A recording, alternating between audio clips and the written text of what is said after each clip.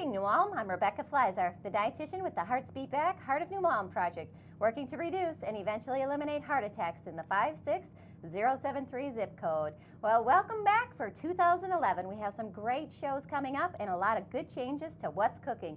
So be sure to stay with us each week. You won't be disappointed. So our guest today is Deanna Fenske. Thanks for being here. Thank you. Yes, we have a great 2 recipes actually today, and we're going to use some of your fall vegetables, just kind of looking around the grocery store, seeing what we can get together. So tell us a little bit about your ingredients and what we're making today. Okay, this is kind of like a bruschetta, but we're using fall vegetables, and it was seasonal when I made this the first time. So we have zucchini and yellow squash and eggplant and an onion and the bell peppers. All right. So what I noticed about this recipe is you really could choose any vegetables that are in season. Is that right? Yes. Yeah. You can, and you know what? We're going to also be using that eggplant, something that people tend to be a little bit gun shy of. Not a lot of those flying off the shelves, but we're going to find out that it has a really great taste. Yeah. And it's packed with nutrients. Remember, we're looking for those high antioxidants. We're looking for those nutrients that are going to help our heart health, bring down our good cholesterol, our bad cholesterol, and bring up our good. So let's go ahead and start chopping away. Okay, we can start with the zucchini. All right. And I'm actually just going to get the pan ready right away because we can just throw it all together. Okay. Now, bruschetta is just, we're going to have it on bread. We're going to have a little bit of a baguette. Ideally, you'd like to select a whole wheat. Remember, we want to get half of our grains need to be whole grains, so that would be a good way to get those servings for the day. All of our vegetables, too, we're just going to chop them. How are you going to chop these up, Deanna? What are we looking for? Just as far as everything being kind of the same size. Okay. However you like it. Right. Good. So what other things would you throw in here to change the taste on this a little bit? As far as this one, or yeah, what else could we throw on this bruschetta? What other things? Oh, for sure. In summer, you know, the tomato and the garlic and the onion is a really popular one with balsamic vinegar. That one's done a lot. We did a pear one. You can do fruit. Okay. If you would do with your cream cheese, because we're putting cream cheese on the toast. Okay. So why don't we break that down a little bit? Let's talk about what actually goes into a bruschetta. So tell us what you're all going to be making on this. Okay. What do you what it all? So many people haven't even had this before. Oh, so sure. It starts with the bread. Yes. And then yep. What's your next layer? It starts with bread, and then we're going to do a roasted garlic cream cheese spread on that. Just because I wanted to, when I started doing this recipe, I wanted to have garlic in it, but I didn't necessarily want to roast the whole cloves of garlic with it. So I thought we can just roast the garlic and throw it in with the cream cheese. Okay. And then we're just going to top it with our vegetables. It's really easy, and it's really good, and it's great for a party. Great. And that does fit in well at our time right now with the Super Bowl coming up and lots of barbecues for the spring and summer. This is something that you can make quickly. It's heart healthy, and it does taste great. Also, as a base in this, we're going to be using a little bit of tomato paste. Yes, just kind of bind everything together. Okay, and that's going to add a distinct flavor as well. If you notice these ingredients, the only modifications that you'd have to make were we made sure we chose the third less fat on our cream cheese. And if you do have any issues with blood pressure, you want to make sure that there is a lower sodium tomato paste. This still is a very low sodium recipe, but to go even lower, you can make that substitution. All right, let's talk about this one. Sure. Eggplant. Where else would we use this? Oh, you could do eggplant parmesan if you wanted to, and with tomato sauce, just a tomato sauce and some Parmesan cheese. You could do it really healthy. You could do it like, you could use it in place of lasagna noodles. Okay. Anywhere like that, and just roasting it is good. And with eggplants too, you always want one that's light for its size, or they say, I think it's light for its size, or small, and otherwise you get really seedy eggplant sometimes. Okay. And another tip, remember when you're at that grocery store, you can always check the grocer's book. It's found in every produce department, and it's going to tell you when your vegetables are in season, when their peak time is, also what you're looking for when you're picking those vegetables out. So if it should be firm or soft, what color you're looking for. So do reference that book. Again, remember we're trying to make some of these foods our staples. If you haven't had eggplant before, give it a try. If you like it, it's something you can easily incorporate into your meals quite often. As Dee just mentioned, there's lots of different ways to use eggplant. So this is looking good so far. Yeah, it's really colorful. This is a really colorful dish. So what do you think your total cook time on this is? What's your start to finish on this recipe? Start to finish with everything and roasting, maybe an hour, but most of that time you're not doing anything. You're just waiting for them to cook. Right, so about 15 minutes in preparation and 45 minutes of cook time. So something you can definitely whip up for your family in the evening. You know, it's actually going to be a very filling dish as well. It's going to fit that vegetarian requirement.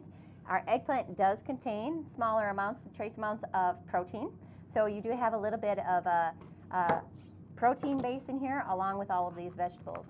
If you're working on your Heart of New Ulm score to get those 5 fruits and vegetables per day, this is an easy way to do it. If you look at the tray right now, you can see you could have almost your whole day's worth in just one meal. Now, what made you decide the colors on your peppers? Do you prefer the flavors? Actually, just because they looked nice and they looked like fall, you know. Okay. Now remember, your yellow peppers are going to be a little bit sweeter, and your red pepper is going to have a distinct flavor as well. So whichever you like, don't rule them out. They're not your spicy peppers. They're not going to overpower your dish. It's going to add a nice flavor to this bruschetta as well. Yeah, it's great color, that's for sure. Yeah, and it's always nice when your food looks good. Yeah.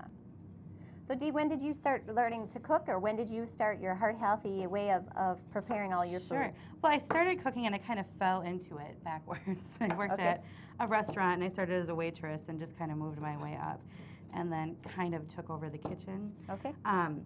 And we did a lot of things there that were really simple, and I like to cook simple too, and I always think that's a little bit healthier, you know, if you're just basic ingredients.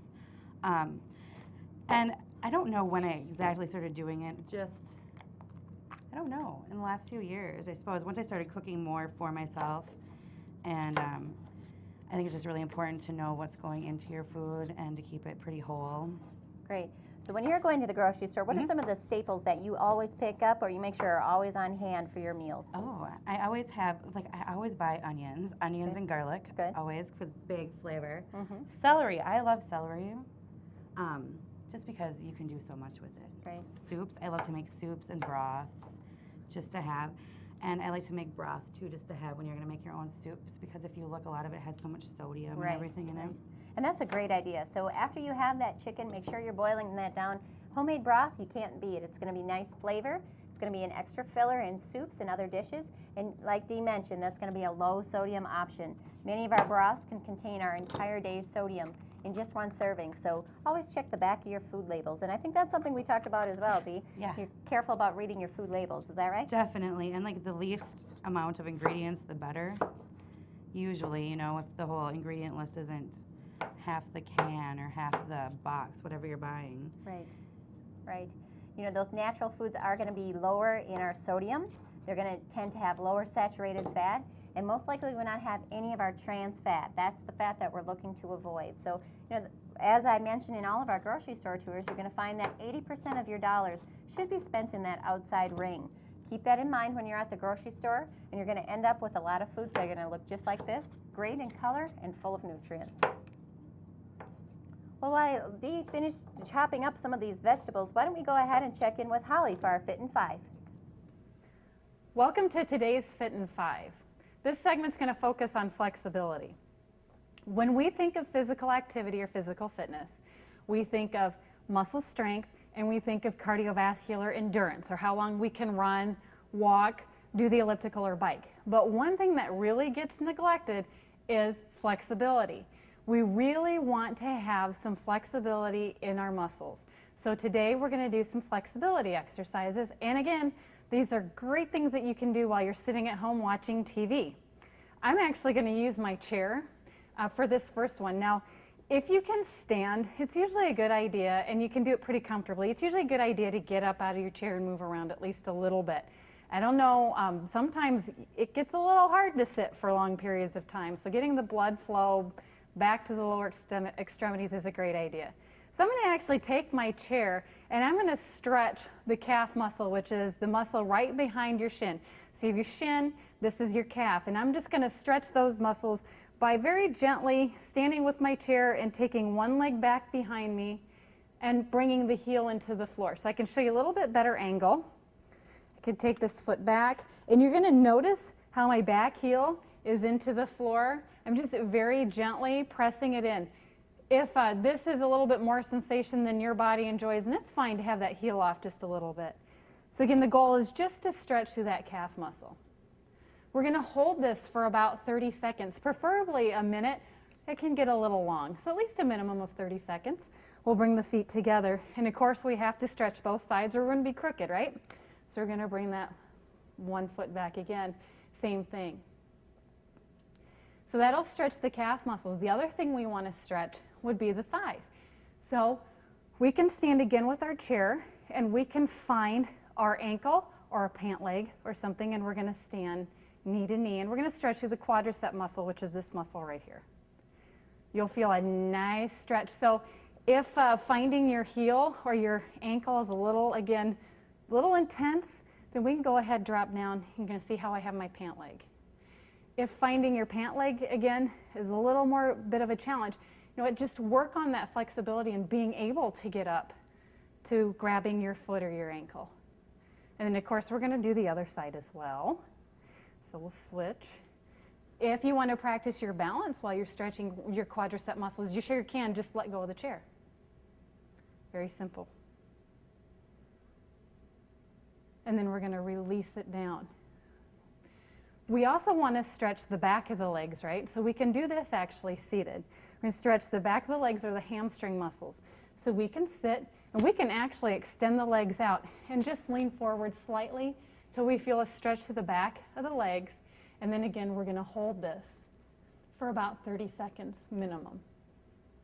Very often, a lot of us do have really tight hamstrings, so it's a really good idea to stretch those regularly. Now, if we look at the upper body, we can go ahead and stretch the shoulders, and again, we can stay seated. So we can just take that right arm across the chest and then find our wrist. We're just going to very gently pull it across. You want to do this gently, and you want to stay off of the elbow. So we're either going to be wrist or upper arm. We just don't want to apply any pressure to the joint. So that'll stretch through your shoulders. And then again, we're going to switch. We'll do the other side. Nice and easy. We also want to make sure the shoulders stay relaxed so we're not hunched up. We're drawing them down. Now I'm going to stand up again because I want to stretch through my chest and my back. So again, I'm going to come up. I'm going to actually take my hands together behind my back. And I just want to show you that it's a good idea if you just work on trying to get the palms together. A lot of us, when we do this, are going to grab the fingertips. Just work on getting the palms together, and this may be as much sensation as your body will allow, and that's fine. But otherwise, we can bring the palms together and then just very gently lift up. And that's going to stretch to the chest. A lot of us walk like this. I do some muscle imbalances. So our posture isn't great. This will actually help stretch the chest muscles and help with that posture a little bit. We can release that, and then we're going to give ourselves a nice hug because we're taking care of ourselves and we've worked very hard. So we're going to walk the fingertips to the shoulder blades and just very gently take the chin to the chest. That'll open up through the upper back. Again, these are really easy flexibility exercises that you can do just about anywhere. You know, if you're at work, same thing. Get up, stretch, move around, and let the blood flow back to the body. Take a break for the body and the mind as well. The last stretch I'm going to show you is for the triceps, back of the arm again. So we're going to go ahead, we're going to wave hello, pat ourselves on the back, and we can just very gently press back on the triceps, or if we have a pretty good amount of flexibility, we can actually go finger to finger like I'm doing. And again, we're going to hold that and release it. And then again, we'll switch sides. So hopefully this will help refresh, revitalize, and lengthen those muscles and give you a fresh outlook on the rest of your day. For today's Fit in 5, I'm Holly. Have a healthy one. And you can cut. Thanks, Holly. Remember to follow those Fit in 5, stay active even in these winter months. As summer comes along, we'll all pick up our physical activity, but if we have a good base through the winter, we're more likely to succeed in the summer. All right, Dee, where are we at? Okay, now we're just going to add, I did half a red onion. Okay. And this is about the last little step for our roasting vegetables. All right, so all we did is Dee had sprayed this cookie sheet or this baking pan with a little bit of cooking spray that didn't add any calories, any fat to our recipe. And I'm just going to spray the top too quick. All right. So you can see that this is a very extremely low calorie so far. We're doing great. And what are we going to do with this? Okay, we're going to throw it in the oven. All right. So these vegetables are going to go in. We've already prepared a dish ahead of time. These are going to roast for about, how long did you say? I would say a half hour, 45 minutes, and I would say at about 375 to 400 degrees. Okay. And what are we looking for to know that these are done? You're looking for them all to be pretty tender. Okay. Any color change that we should be watching Yeah, for? they definitely, here, I'll show you this. Everything just kind of shrinks up a little bit and just gets a little brown and roasty and good looking. Looks warm, yeah, nice and warm color and ready to eat. Huh? Yeah. All right. Okay. Now with this, you also put a garlic head in the oven. Right, we roasted a head of garlic, and that you just usually cut off the top of it and then put a little olive oil on it, wrap it in tin foil, and roast that until it's tender too. Okay. So this is the cream cheese. And again, we use that third less fat, reduced fat cream cheese. If you'd like to use the fat-free, you're welcome to do that as well. That will reduce your calories even more. And then you should be able to just squeeze your garlic into that. Okay. And There it's it going goes. to pop out. Yep. Oh, and you don't want the skins like that. That's all right. okay. Yep. Okay. There you go. And then we'll just mix it up. Great. And the roasted garlic is really good. Yeah, it smells great. This is what's going to be the predominant smell in your house when you're making this. It smells nice and warm and wintry. Yeah. And that's just going to add that extra flavor. Remember, if you're not big on garlic, that is something that you could replace with thyme. You could use dill. You could use any kind of flavoring you'd like in there. Yes. The garlic is going to be your predominant flavor. If you really like garlic, go ahead and put in 2 heads if you'd like. So however you like it. Yeah, and some people think they don't like garlic, but once you roast it, it totally tastes a lot different. Yeah, it does change the flavor really quite a bit. Sweet.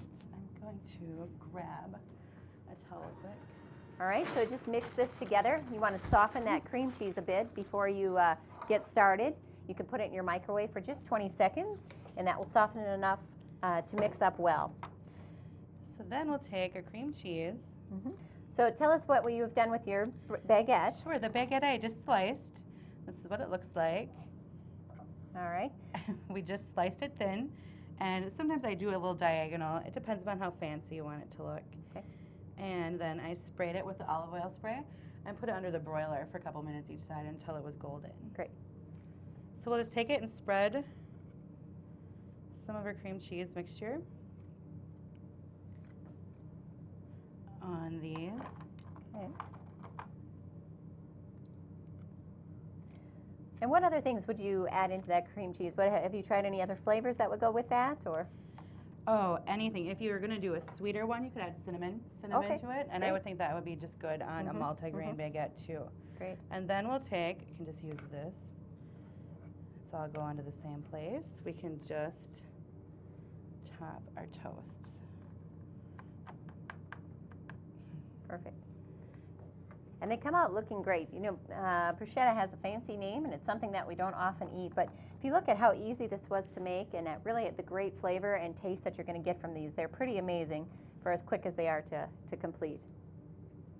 Now you can add that tomato paste in if you'd like, and that's going to be a binder. Yes. You can serve this without the tomato paste as well. Definitely. And you know, we roasted these with a little bit of olive oil too, so we didn't need too much of a binder. There was enough liquid. Mhm. But if you want the richer flavor, add a little bit of the tomato sauce, I would. And it does change the flavor again. It makes it more, it has a little more zing to it. Yes.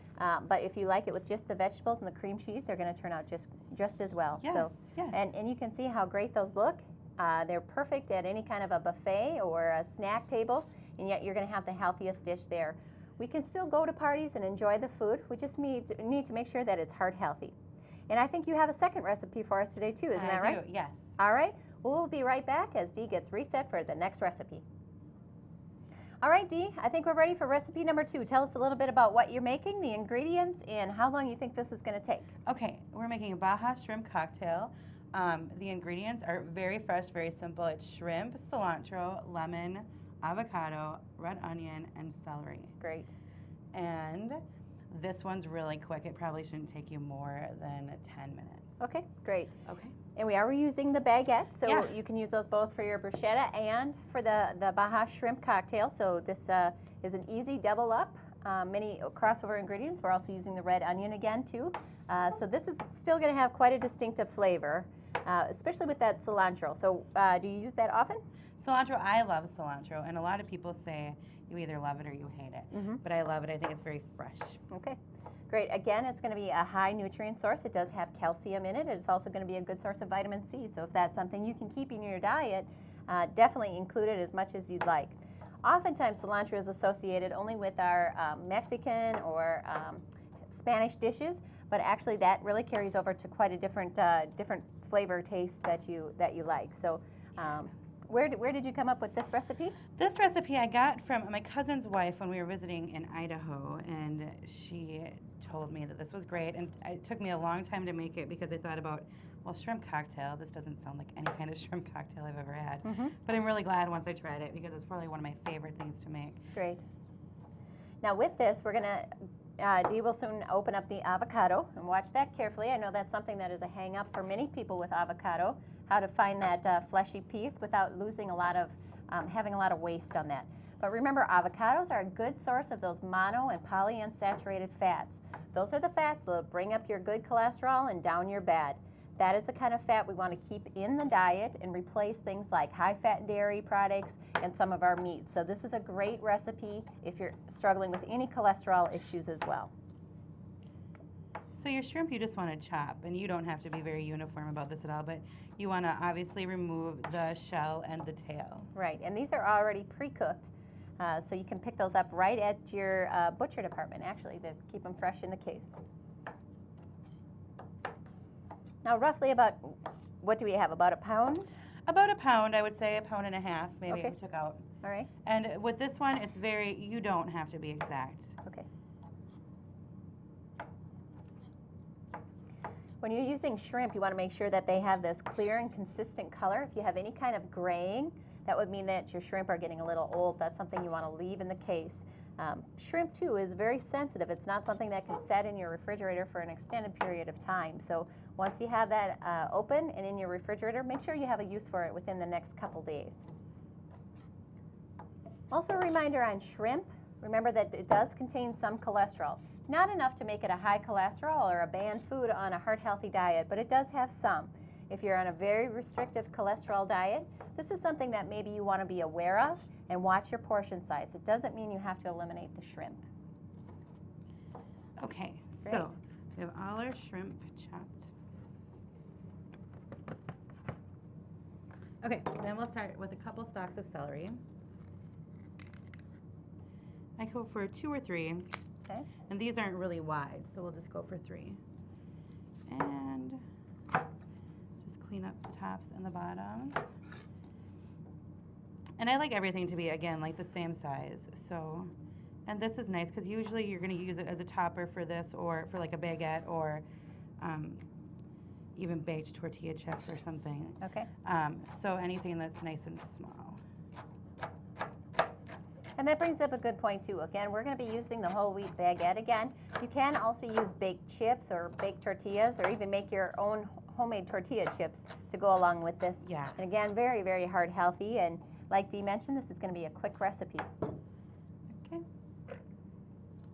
Oftentimes when you have shrimp cocktail or other kinds of bread toppers, it's mayonnaise based. So this is nice that we're going to be leaving those out and keeping it heart healthy. And then we'll go for some red onion. So Dee, in your job, you work with, tell us a little bit about your job and how you incorporate good nutrition into that. Sure. My job is I'm a job coach for individuals that have disabilities of some sort. And actually, we started a little cooking club at work, so we try to teach them how to make little snacks and stuff that are really healthy. Good. And it's really fun, and everybody really enjoys it, and everybody always really likes to eat. Good. You know, that's the great thing about food is that everybody enjoys doing it. So remember, we're just changing habits. We're changing the way that we stock our pantries and our refrigerator. We're changing the way we look at the grocery store. So that's a great idea. You know, we all can make changes in our diet, and doing it one step at a time is how we're going to be successful. Okay, so now we're going to go for the avocado. Avocados, too, are a little tricky. A lot of people don't know how to pick a ripe one. And if you feel, it's all about the feel of it. When you go at the store, if you feel it and it has a little bit of give. Okay. So. You get it? No. And normally, if you cut through, you're going to feel the center core, and then you're going to twist it and it will come out. Yeah. And it's a little stuck. This one's stuck.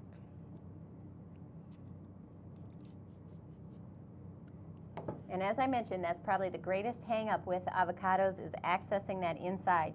Avocados do have a little bit of a higher price tag on them, so you do want to make sure you're using all of that flesh. There you go. And then the seed is always something, too, is scary for some people. And this usually works without breaking it, but usually you can whack it with a knife and twist it and it will come out. Okay. And about how much of the avocado will we be using then? You can use half to a whole. It depends upon how much you're making. Okay. I think today we'll use a half. Ooh, those red onions were strong. They Making are. my eyes water all the way over here. Okay, and then I do just cut squares. Okay. And then get a fork or a spoon, actually a spoon, and scoop it all out. Okay. Again, avocado has a very distinct flavor and very nice creamy texture, so that's going to add a lot of flavor to this recipe. Yes. And as with anything, use it to your taste. So if you like it, it's something you can add a little more of. If you don't, go ahead and keep it at a minimum. But do keep it in this recipe for the distinct flavor that it's going to provide. Definitely. And this one's a little bit harder, so it's a little bit more difficult for me. I'm struggling Right. a little bit with Yep. it. But that goes with our seasons, again, as we mentioned. Definitely. So as Dee said, you want to make sure you're getting them in peak season and check them before you buy them. So it is all about the feel. Okay. And then we'll go for lemon, and we just use the juice of one lemon. Okay. And a trick is to roll your lemon, because you're just using the juice and you really want to get it going. Okay. And then I squeeze it through my hand to make sure the seeds don't really fall in. Oh, that's a good idea. And this is a really good lemon. Yeah, it smells strong. Now you can buy the pre-squeezed lemon. It's not going to be quite as fresh and will have a little bit of a different flavor. It's a little more concentrated. So if you don't mind going through the trouble, this is a great way to add that extra flavor. Okay. And then the last thing is our cilantro. All right. Just break off a bunch. And then just roughly chop it.